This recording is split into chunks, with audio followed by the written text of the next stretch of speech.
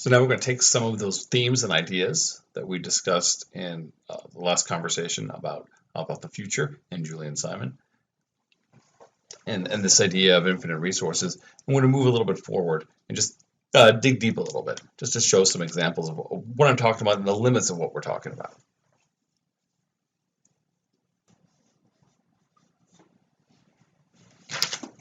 So let's start with recycling. Is recycling sustainable? The conventional wisdom is that, of course, it's sustainable, right? It's how you get to sustainability. You take things that you would normally throw away and you repurpose or you reuse them. It's sustainable by definition. But we have to recognize that recycling has a cost. Repurposing material is not something that is done without any sort of effort taken whatsoever, without any sort of time or energy or other resources. When we think about sustainability, what is sustainable? One way to define it is to say be able to maintain at a particular level. Consider a business. If you are selling food and you make more money than your costs, that is a sustainable business, right? You'll be able to continue doing that. If something happens where maybe you don't bring in as much revenue or your costs increase, then that business in its current form is no longer sustainable. It will disappear. Profitability is a kind of sustainability. It's not perfect. I mean, they're not perfectly equal because when you throw in externalities, for example, then something can be profitable, but we can't necessarily for it to endure forever because it causes problems elsewhere that could ultimately destroy a system. Or in a case of a commons, it could be profitable to say take a whole bunch of wood from a forest that people collectively control. Eventually, you run out of wood. Even though it's profitable in the short run, it's not necessarily sustainable. But assuming that we have some sort of no externalities, nothing weird is going on, like a business that is profitable is a business that is sustainable. People say, oh, profitability, it's so evil, or being for profit is so evil. Keep in mind that a company that's for profit is more likely to stick around than a nonprofit. If you're working for things without a profit, then you have maybe screwy or unreliable incentives. You don't have a war chest, so to speak, too, right? You're living hand to mouth more often. So we can think of profitability as a kind of sustainability. In other words, when we think about recycling, we have to ask ourselves a really important question. Is this thing that we're going to recycle, is it resource or is it trash? If it's a resource, that means we can turn it into other things. But sometimes the cost of turning it into other things is not worth the benefit. And it's trash. To give you an everyday example, right? I have a young kid in diapers. Should I recycle his diapers? Should I take his poopy diapers and clean them and use the same diaper over and over again? I'm recycling the diapers. That should be sustainable. I don't know if you've ever changed a diaper before, but let me tell you, diapers are trash. You don't want to clean it. Yes, you'll use less plastic and materials, if you keep reusing the same diapers, but you're going to use a whole lot more of other things. You're going to use a whole lot more in energy and time and your own personal sense of tolerance of taking care of this, your patience and your gag reflex, right? It is not pleasant. There's a reason why disposable diapers are amazing. So how can we tell if something is a resource or if something is trash? Well, you look at prices. Prices convey information. If it's profitable, if you can, for example, take a bunch of things that people would normally throw away, and then you do something to them and then sell them at a higher price, then recycling is a good idea in that case, right? It's a profitable idea. It tells us that you are actually making a good use of time and energy and effort. Your inputs are less than your outputs. That's a good thing. But if recycling isn't profitable, if you have to take these goods, and not just necessarily you're paying for the trash, but maybe you're paying for it in other ways, in the sense of going out there to collect it and paying for it in the time, or convincing people to throw it away, whatever it is. You're paying people to give it. You have to convince people to give it to you, whatever it is. If that effort that you have to expend is greater than what you can sell it for, this is not a profitable enterprise. Right? That's trash. It's better off in the dumpster with the diapers. There's a lot that goes on in this calculation.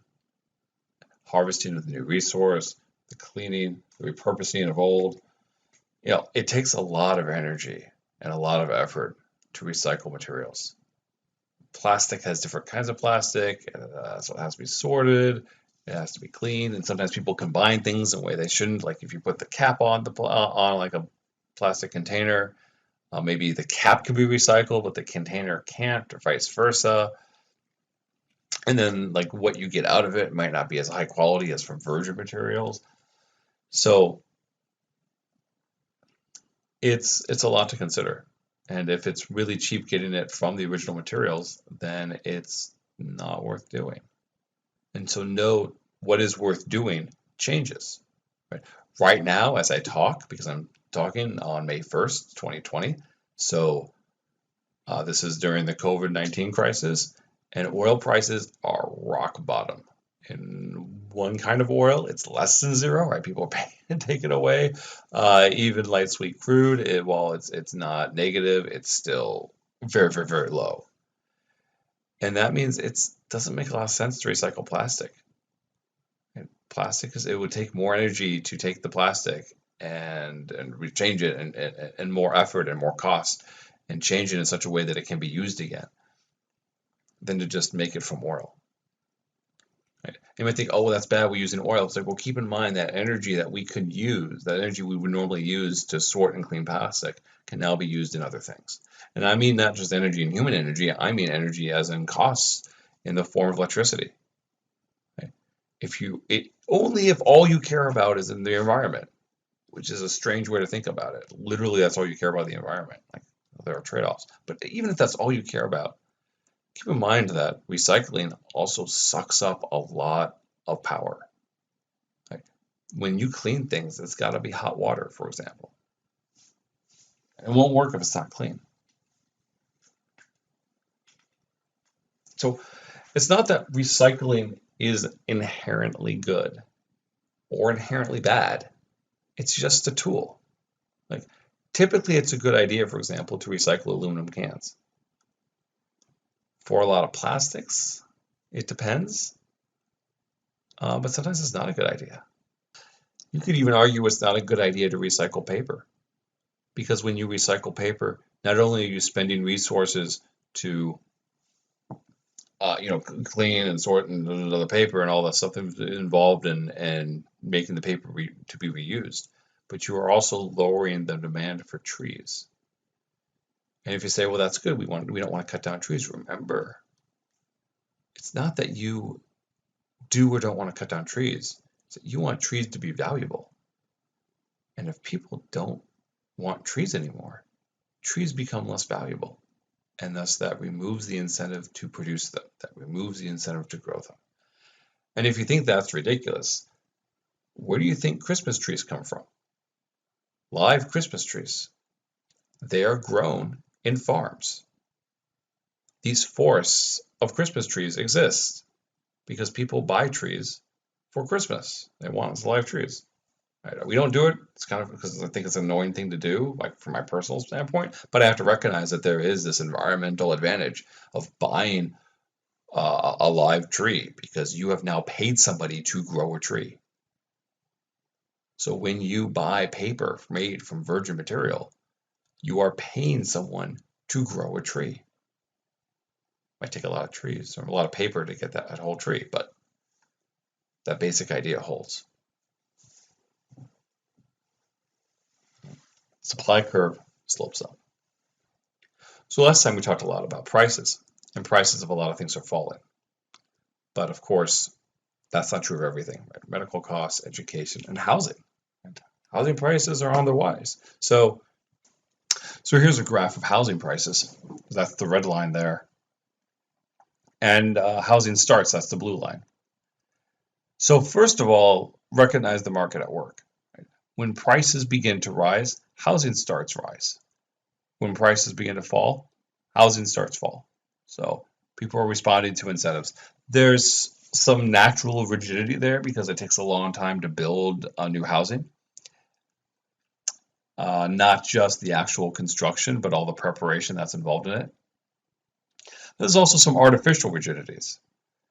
It is legally difficult to build housing in the United States. It's legally difficult to build housing in a lot of places.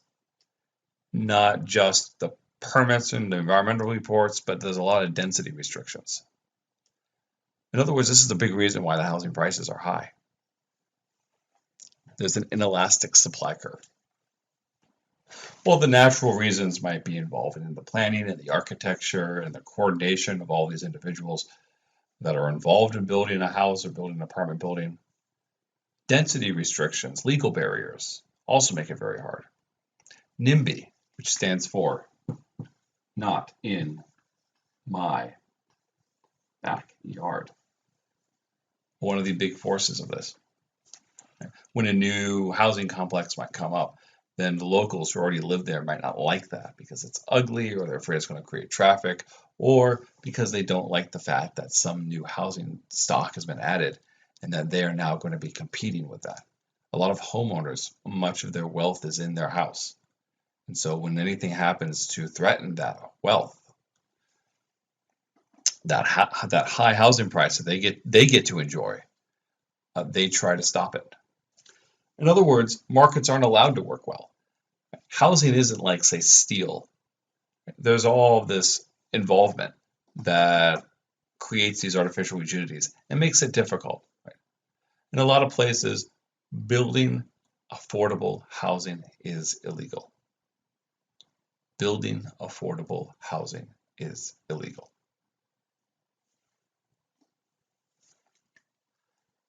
Maybe I should probably explain that.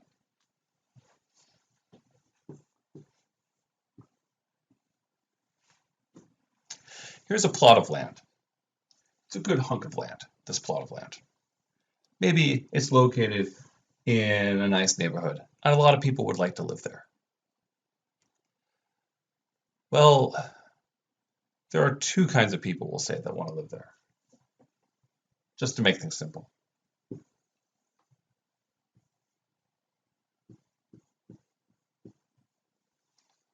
Some people are really, really wealthy. They would love to live there. Other people are not so wealthy, but they would also love to live there. So we have high income and low income. Now, this plot of land, as mentioned, is pretty valuable. So in order to purchase it, that's going to be a high price, right? A lot of people want to live there. Maybe it's located near a natural stop. It's got a great school district. It has a nice park nearby.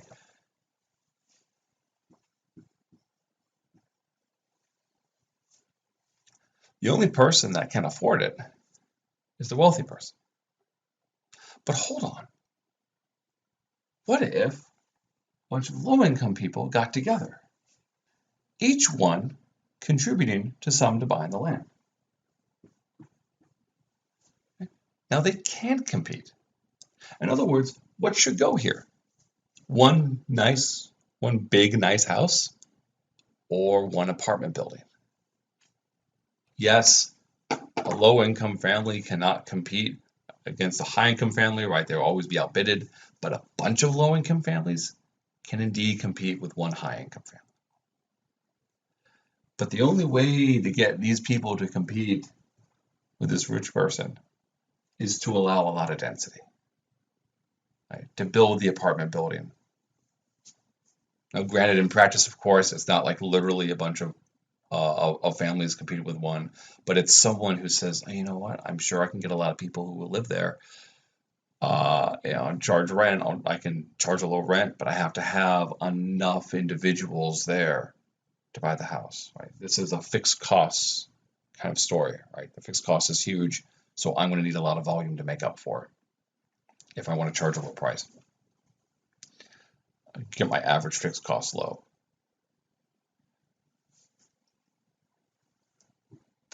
But if high density is illegal, then you can't build a house.